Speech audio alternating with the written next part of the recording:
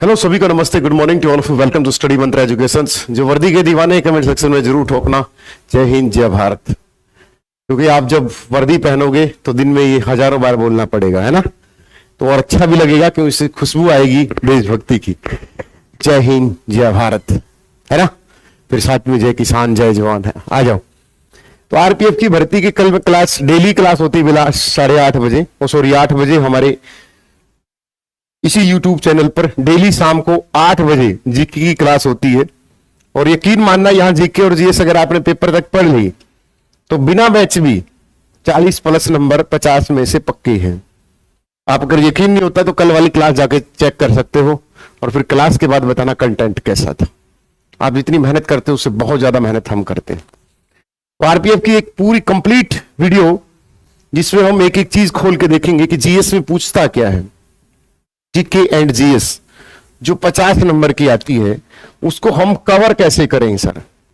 आज 12 तारीख है तो 2 दिन बाद 15 तारीख को 15 अप्रैल को नोटिफिकेशन आ जाएगा और फिर 14 मई तक फॉर्म भरे जाएंगे और 3 महीने बाद फिर एग्जाम होगा। एक अच्छी सी वैकेंसी है कांस्टेबल लगने की, मतलब गवर्नमेंट जॉब लगने की एक बहुत अच्छी अपॉर्चुनिटी है जहां आप उसको ग्रैब कर सकते हो।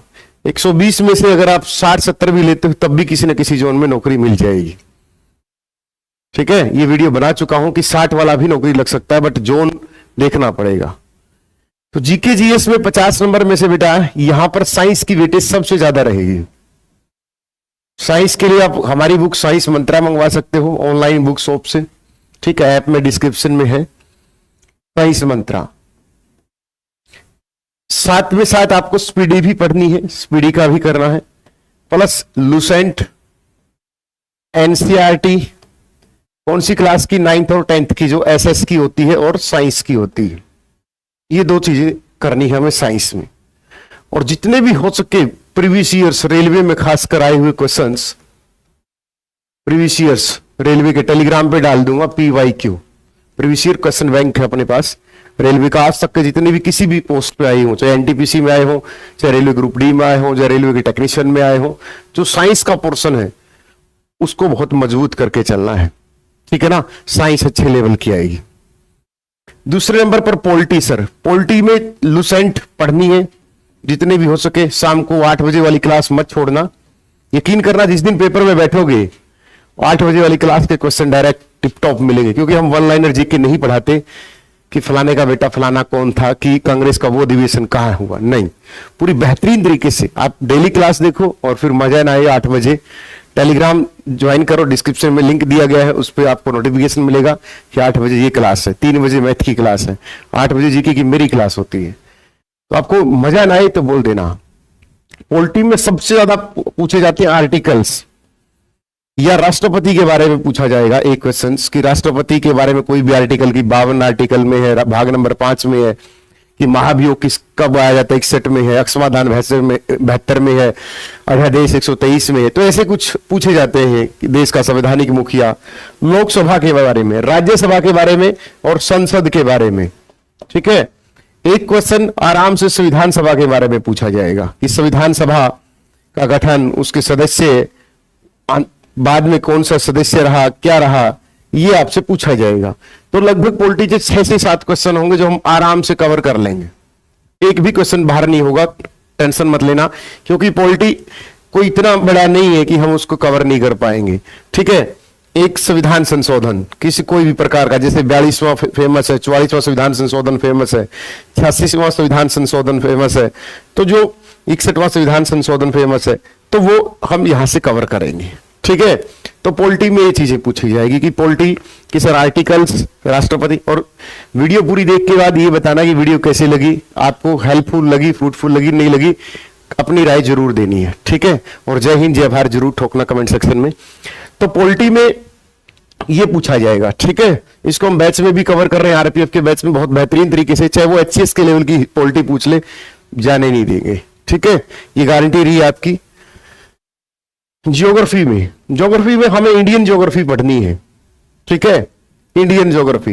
एक क्वेश्चन नदियों से कि भारत की कौन सी नदी कहां से निकलती, कितनी लंबाई है, कौन सा बांध बनाती है, ये पूछा जाएगा। 1 नंबर ज्योग्राफी में से कृषि के बारे में, व्यापार हमारा जो बिजनेस होता है, ठीक है, तीसरा, ज्योग्राफी में नदियों का हो गया, पर्वतों का हो गया, या फिर जो नेशनल के बाद इंटरनेशनल, कहने का मतलब हमारी जो वर्ल्ड ज्योग्राफी है वहां से क्वेश्चन आएगा। एक क्वेश्चन वर्ल्ड ज्योग्राफी से 1 से 2 क्वेश्चंस, 1 से 2 क्वेश्चंस की कौन सा गहरा पर्वत है, आपको पता होगा कैस्पियन सागर के बारे में, फलाना मेरियाना गर्त के बारे में, वो सारी चीजें यहां से क्वेश्चन पूछेगा। ज्योग्राफी का वेटेज भी 6 से 7 क्वेश्चन रहेगा। ध्यान रखना इस बात का कि 6 से 7 क्वेश्चन वो आपसे पूछेगा। कोई नदी के बारे में पूछ लिया, किसी पर्वत के बारे में पूछ लिया, ठीक है, कोई बांध के बारे में पूछ लिया कि फलाना बांध की सरदार सरोवर बांध कौन सी नदी पर है, सरदार सरोवर बांध नर्मदा नदी के तट पर है। उसी तट पर स्टैच्यू ऑफ यूनिटी 182 मीटर, जिसको राम सुतार ने डिजाइन किया था। तो ज्योग्राफी में ये रहेगा सारी चीजें। इसके लिए अगर आप अलग से एक बुक लेना चाहो बेटा, तो परीक्षा वाणी की बुक आती है ज्योग्राफी की अलग से। अगर आप कांस्टेबल के बाद और पीसीएस की तैयारी करना चाहते हो, या महेश बड़वाल सर की बुक है, मैं टेलीग्राम पे भी इसकी फोटो डाल दूंगा, ठीक है। ये बुक लेनी है आपको। हिस्ट्री के बाद, हिस्ट्री आई, फिर हिस्ट्री में भी वही पोर्शन रहेगा, 5 से 7 क्वेश्चंस। इसमें सबसे ज्यादा हमें मॉडर्न हिस्ट्री करनी है। कौन सी करनी है? मॉडर्न हिस्ट्री करनी है बेटा। मॉडर्न हिस्ट्री का मतलब हमें 1857 की क्रांति से लेकर 1947 तक कांग्रेस आई, कांग्रेस के संस्थापक सदस्य आए, कांग्रेस के अधिवेशन आए, महात्मा गांधी के बारे में आया, सुभाष चंद्र बोस फोड़ो बलक 1939 आया, भारत छोड़ो आंदोलन 1942 आया।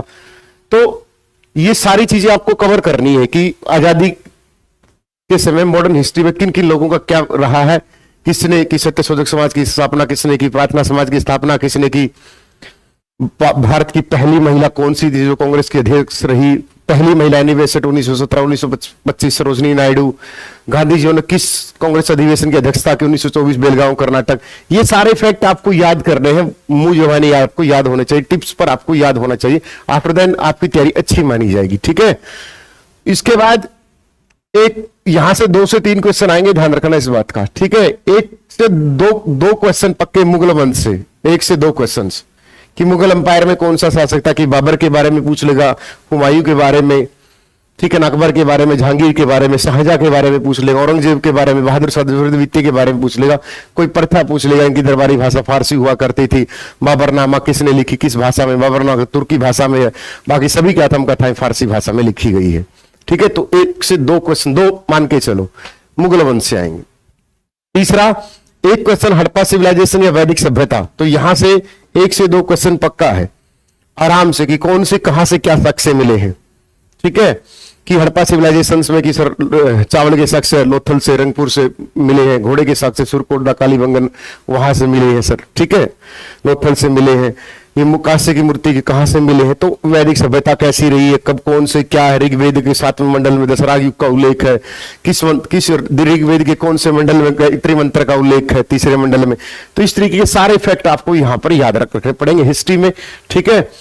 तो ये हमारी हिस्ट्री होगी। और फिर मध्यकालीन इतिहास में दिल्ली सल्तनत भी आपको पढ़ के जानी है, 1-2 नंबर ये देगा, ठीक है। दिल्ली सल्तनत होती है 1206 से लेकर 1526 तक। तो ये आपका पोर्शन होगा हिस्ट्री का। डैम श्योर हूं, इतने पेपर दिए हैं, इतने क्लियर किए हैं और इतने बच्चों को पढ़ाया है, तो एक्सपीरियंस से ही बता रहा हूं कि यहां से इस तरीके से आपको पढ़ना है कि डिवाइड करना हमारे एक चीज को। जब डिवाइड करके चलेंगे, पढ़ने का तरीका होता है, एक लहजा होता है। एक बात बताओ, जब एक छोटे से प्रोसेस का लहजा होता है कि आपको नहाना है, साबुन लगानी है, हेयर ऑयल लगाना है, तो ये तो जिंदगी का फंडा है।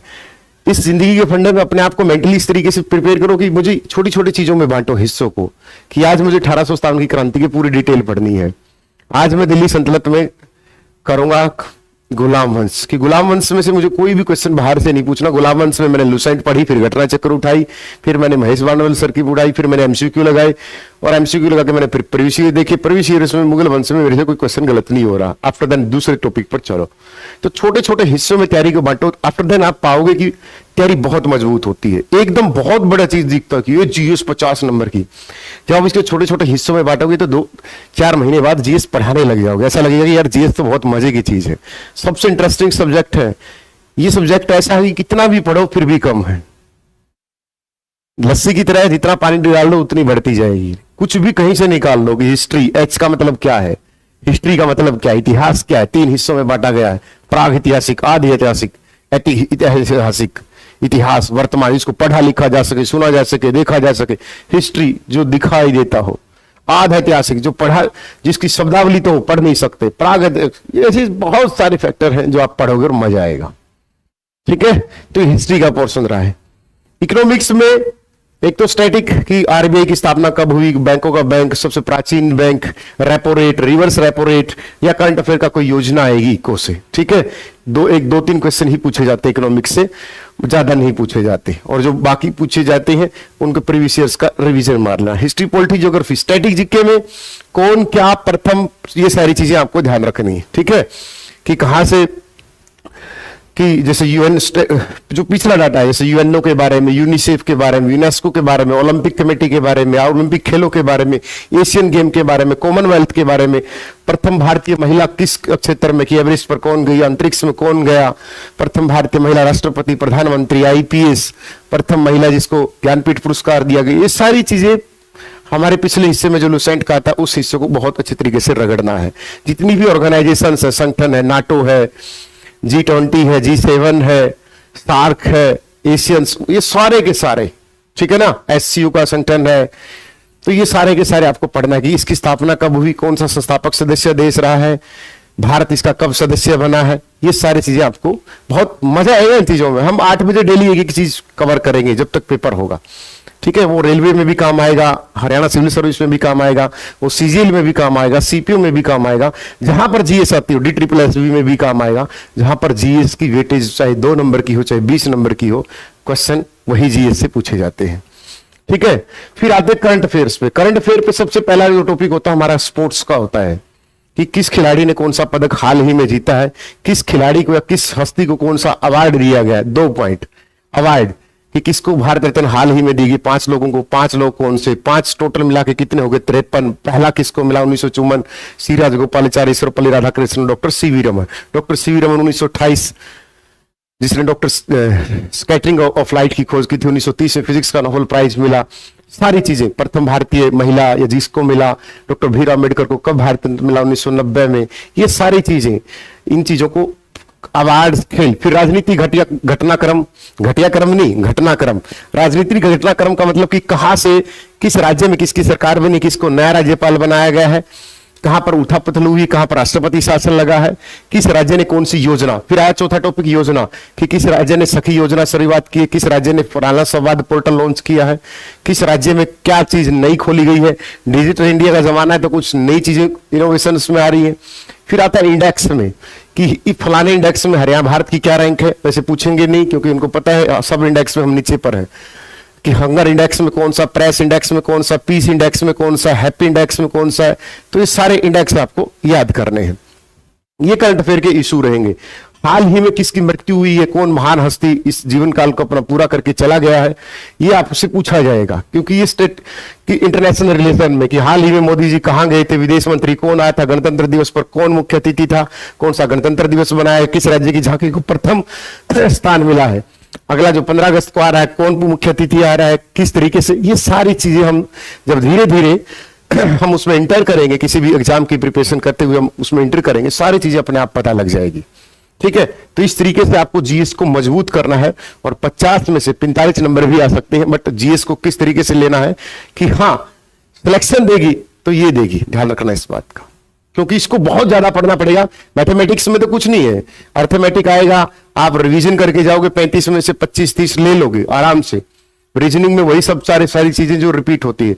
जीएस अथाह महासागर है, एक होता है महासागर, उससे भी बड़ी चीज है, जितना पढ़ोगे उतना कम है। तो हम अभी से शुरुआत कर दें, पेपर चाहे 2 महीने बाद हो चाहे 10 महीने बाद हो। ठीक है, तो ये जीएस की स्ट्रेटेजी थी जो हम बहुत अच्छे तरीके से फिर वीडियो बनाऊंगा। वीडियो कैसी लगी कमेंट सेक्शन में जरूर बताना। All the best, love you सभी को, जय हिंद, जय भारत।